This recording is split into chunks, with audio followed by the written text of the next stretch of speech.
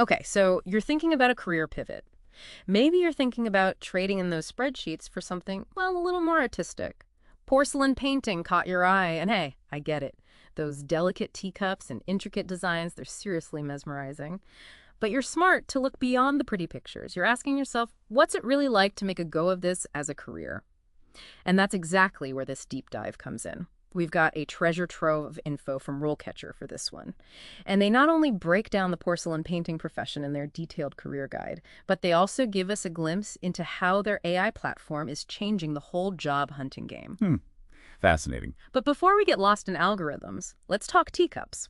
Or rather, what comes to mind when you picture a porcelain painter? Yeah. Because it's not just about teacups, is it? You're absolutely right. It's so much more diverse than many people realize.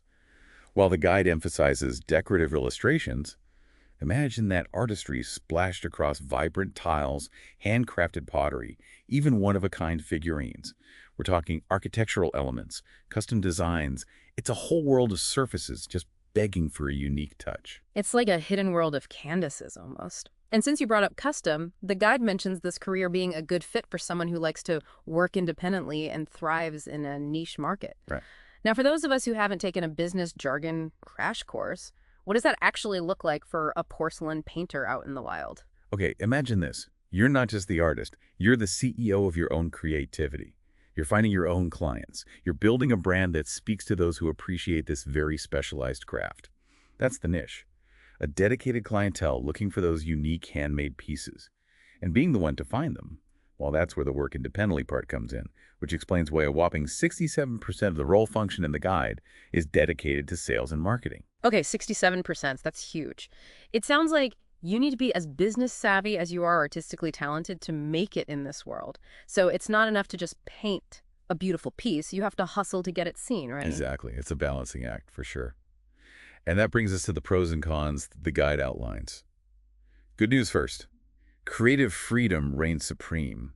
You're building something truly unique, potentially experiencing incredible artistic growth, all while working with your hands and these gorgeous high-quality materials. Sounds pretty idyllic, but... There's always a but, isn't there? Don't sugarcoat it. Give it to us straight. All right, no sugarcoating. The guide is upfront about the challenges. It can be physically demanding. Those intricate details, they don't paint themselves. And job opportunities, particularly in a niche market, they require some serious hustle. Then there's the income aspect, which the guide lists as potentially low, especially when starting out. No guarantees of striking it rich by selling hand-painted teacups, unfortunately. That's a dose of reality for sure. It's great the guide is so transparent about the financial realities, especially for someone considering a career change.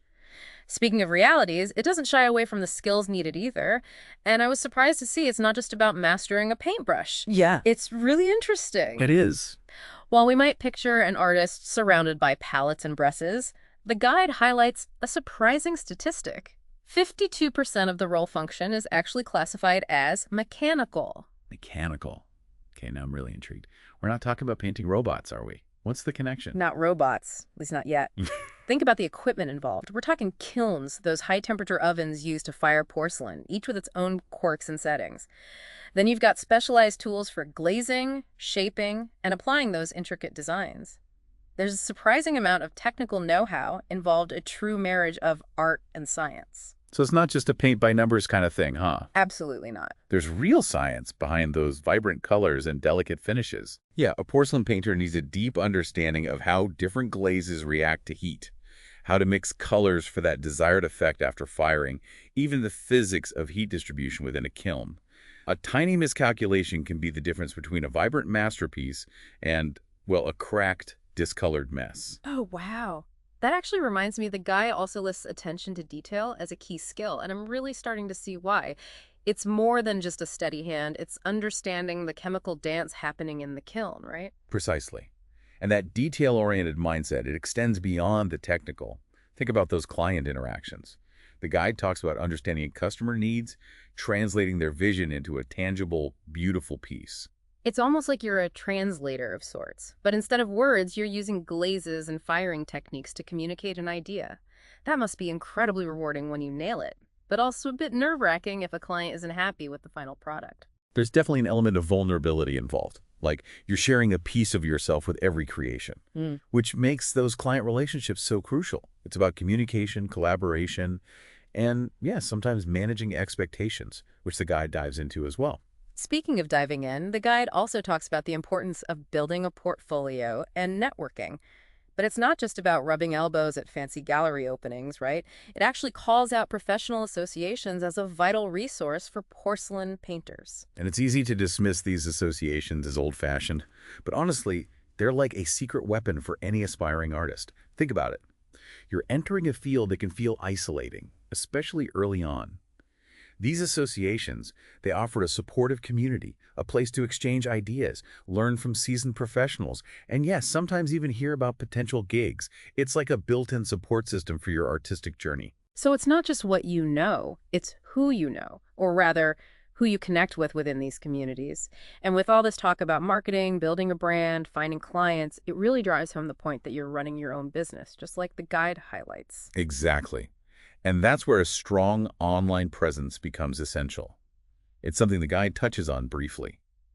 In today's world, a stunning portfolio alone isn't enough. Aspiring porcelain painters need a digital storefront, a website, social media presence, maybe even an online shop to showcase their work and connect with potential clients. It's like your art needs its own marketing campaign almost, which seems a bit at odds with the image of a solitary artist lost in their work. Speaking of styles, the guide mentions a bunch of specialisms within porcelain, painting everything from traditional floral motifs to sleek, modern designs. It's not all just dainty roses and teacups, is it? Not at all. It's a spectrum, from those classic designs to cutting-edge contemporary pieces. And that's the beauty of this field. The potential for exploration is endless. The guide provides a great foundation, but it's up to each artist to discover their own voice, their unique style that sets their work apart. To find the style that makes their brushstrokes sing, so to speak. Now, speaking of tools and techniques, the guide surprised me by mentioning something I wouldn't normally associate with a traditional craft, like porcelain painting, CAD software, and 3D printing. Those seem more at home in a high-tech design studio than an artist's workshop. And this is where things get really interesting. We're seeing a fascinating convergence of tradition and technology in the porcelain painting world. Imagine this. Using CAD software to create incredibly intricate designs with a level of precision that's impossible by hand. These designs can then be transferred onto porcelain using specialized decals or even printed directly onto the surface with 3D printing techniques. Wow, it's like a whole new world of possibilities opening up. But I imagine some artists might be hesitant to embrace technology, feeling like it takes away from the handmade aspect of the craft. There's always that tension between preserving tradition and embracing innovation, and every artist will find their own balance. But these technologies, they aren't meant to replace the human touch, but rather to enhance it, to offer new tools and techniques for artists to explore their creativity. It's about expanding the artistic toolkit rather than replacing the artist. It's like having a digital apprentice by your side, opening up all these new avenues for experimentation. But for all its innovation, the guide also hints at something technology can't replicate: the emotional resilience needed to navigate the art world. It's an aspect that's often overlooked.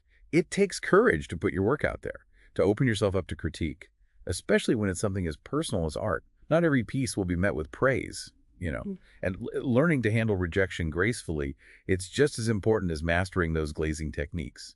It's that age-old saying, you have to be able to take the heat, literally and figuratively, in this line of work.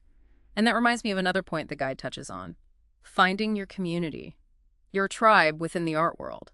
Why is that so crucial, especially in a field that often involves working solo? Because even the most independent artist benefits from connecting with others who understand the unique joys and struggles of this path. Think of it as your creative support system, a network of mentors, peers, and even those friendly rivals who inspire you, challenge you, and help you stay sane when those kiln gods just aren't cooperating. It's like having a built-in cheering section, pushing you to keep experimenting, keep growing as an artist. Which brings us back to why we're here, contemplating a career as a porcelain painter. The guide provides an incredible roadmap, but there's one question only you can answer. And that question is this: does the thought of bringing your own porcelain creations to life, of pouring your creativity into this unique blend of art and science, does it light a fire within you? Imagine holding a piece you've created: a delicate teacup, a vibrant tile, a quirky figurine, infused with your unique vision. It's not just beautiful, it's a testament to your dedication, your craftsmanship, your ability to transform humble materials into something truly extraordinary. The path of a porcelain painter won't always be easy, but the rewards, both creative and personal, can be immeasurable. So, as we wrap up this deep dive, we'll leave you with this: trust your gut, explore those creative impulses, and who knows, maybe you'll discover a passion for porcelain painting that runs deeper than you ever imagined. And even if your path takes you in a different direction, we hope this deep dive has sparked a newfound appreciation for the artistry and dedication behind every handcrafted piece of porcelain you encounter. Because in a world of mass production, there's something truly special about the art of the handmade. A reminder that beauty can be found in the most unexpected places, often at the tip of a paintbrush, and the heart of a passionate creator.